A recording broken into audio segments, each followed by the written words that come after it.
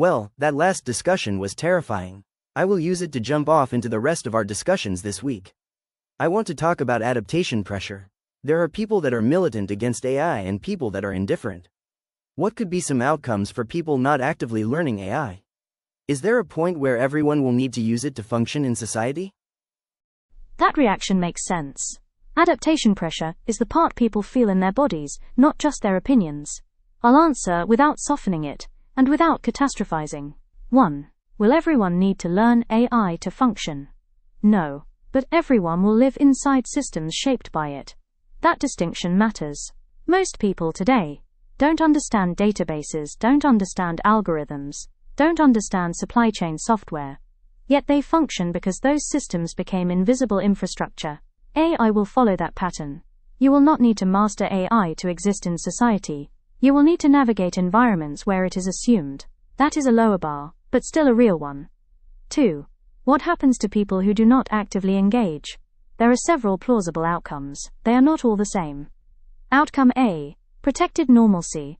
For a while, some people will work in roles buffered from rapid change, rely on institutions that absorb adaptation costs, live in social circles where AI use is minimal or optional.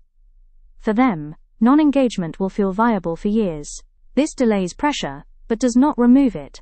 Outcome B. Quiet narrowing of options. More common. People who avoid AI may find fewer job options, slower access to services, more friction in bureaucratic processes, subtle social exclusion from new norms. Nothing breaks dramatically. Life just gets harder to navigate. This is how adaptation pressure usually manifests. Outcome C. Reliance without agency. Some people will not learn AI directly, but depend on intermediaries who do. Examples: co-workers, family members, institutions, automated defaults. They function, but without leverage. This creates dependency, rather than empowerment. Outcome D. Ideological refusal with trade-offs. Militant rejection is a coherent ethical stance. But it carries costs: fewer opportunities, more friction, increased need for alternative communities. This is not punishment, it's mismatch. Societies root around refusal, not confront it. 3. The real divide is not uses AI versus doesn't. The meaningful split will be active orientation versus passive exposure. Active orientation equals understanding when and why AI is being used. Passive exposure equals living with defaults you didn't choose. You can be active without being technical. You can be passive while using AI constantly. This is the core risk. 4. Is there a point of no return? There is no single threshold. But there is a gradual shift where opting out requires effort, opting in is assumed, not knowing feels like illiteracy. This already happened with email, smartphones, search engines, online forms. I will join that category, not as a skill, but as an assumption of environment. 5. Who feels adaptation pressure most intensely? Not everyone equally. Highest pressure: middle skill knowledge workers, people already stretched cognitively, those with less time to experiment, people whose identity is tied to expertise.